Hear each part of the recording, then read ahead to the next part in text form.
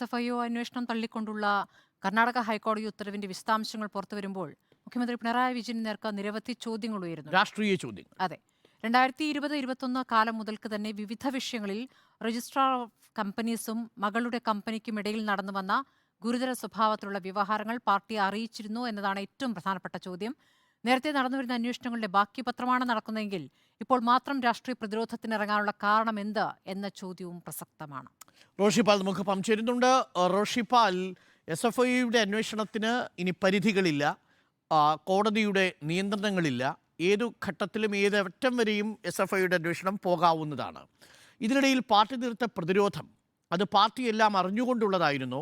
പാർട്ടിയെ മുഖ്യമന്ത്രി പിണറായി വിജയൻ 2020 മുതൽ ഈ രജിസ്ട്രാർ ഓഫ് കമ്പനീസും എക്സാലോജിക്കും തമ്മിൽ നടന്നു വരുന്ന എല്ലാ ഇടപാടുകളും ധരിപ്പിച്ചിരുന്നോ പാർട്ടിയെ എന്നുള്ളതും പ്രസക്തമായ ചോദ്യമാണ്. ഒട്ടേറെ രാഷ്ട്രീയ ചോദ്യങ്ങൾ മുഖ്യമന്ത്രി പിണറായി വിജയനെതിരെ ഉയരുന്നില്ലേ? കാരണം കോടിയേരി ബാലകൃഷ്ണൻ്റെ മകനില്ലാത്ത ഒരു ആനുകൂല്യം പാർട്ടി മുഖ്യമന്ത്രി പിണറായി വിജയൻ്റെ മകൾക്ക് പ്രതിരോധം നൽകുന്നതിലൂടെ ഉറപ്പാക്കി എന്നതാണ് ഇപ്പോൾ പാർട്ടിയിൽ തന്നെ ചർച്ച ചെയ്യുന്ന പ്രധാനപ്പെട്ട വിഷയവും. ഇതെല്ലാം ചോദ്യങ്ങളായി ഉയരുന്നുണ്ടോ ഇപ്പോൾ റോഷിപാൽ?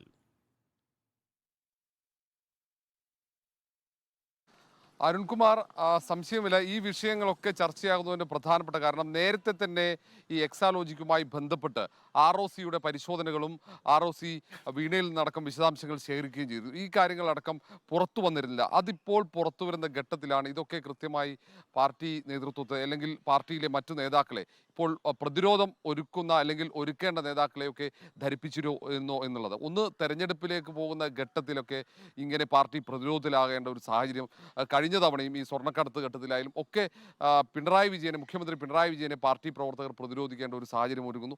അതിൽ സ്വാഭാവികമായും വലിയൊരു വിഭാഗം പ്രവർത്തകർക്കടക്കം അതൃപ്തി ഉണ്ടാകും. അതിനപ്പുറത്തേക്ക് മറ്റൊരു പ്രധാനപ്പെട്ട കാര്യമുണ്ട്. എക്സാലോജിക്കുമായി ബന്ധപ്പെട്ട് ഇപ്പോൾ ഈ മാസപ്പടി വിവാദത്തിലെ അന്വേഷണം തന്നെ അതിനപ്പുറത്തേക്ക് അന്വേഷണം നീട്ടാനുള്ള ഒരു ആലോചനയും ഇപ്പോൾ SFIയുടെ ഭാഗത്തുനിന്നുണ്ട് എന്നതാണ് വരുന്നത്. കാരണം നേരത്തെ ഈ എക്സാലോജി കമ്പനി എവിടെ നിന്നൊക്കെ പണം വാങ്ങി എന്ന കാര്യം കൃത്യമായി പരിശോധിക്കാനുള്ള ഒരു തീരുമാനം എടുത്തിട്ടുണ്ട്. അതും വലിയ വിനയായി മാറാനുള്ള സാധ്യതയുണ്ട്. ഏതൊക്കെ സ്ഥാപനങ്ങൾ പ്രതിമാസം എക്സാലോജിക്കിന് പണം നൽകി, അവർക്ക് എന്തൊക്കെ സേവനങ്ങൾ നൽകി, അതും മറ്റൊരു തരത്തിൽ ഈ മാസപ്പടിയാണോ എന്ന പരിശോധനയിലേക്ക് SFIO കടക്കുന്നു എന്നാണ്. അങ്ങനെയെങ്കിൽ കൂടുതൽ പ്രതിരോധത്തിലാകും മുഖ്യമന്ത്രി എന്ന കാര്യത്തിലും സംശയമില്ല.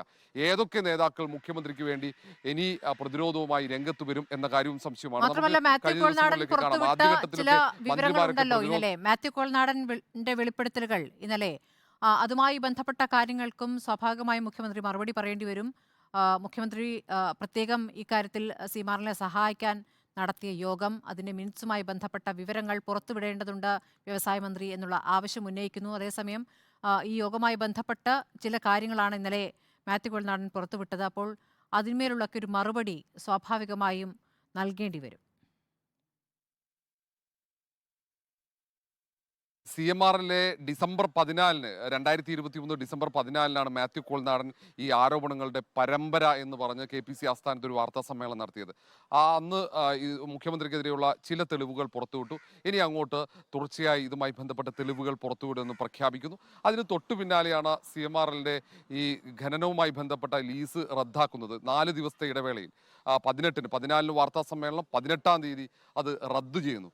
ഏതായാലും മാത്യു കോൾനാടൻ്റെ കയ്യിൽ ഈ CMRലുമായി ബന്ധപ്പെട്ട് എക്സാലോജിക്കുമായി ചേർന്നുള്ള ചില ഇടപാടുകളുടെ സുപ്രധാനമായ രേഖകളുണ്ട് എന്ന കാര്യത്തിൽ സംശയം.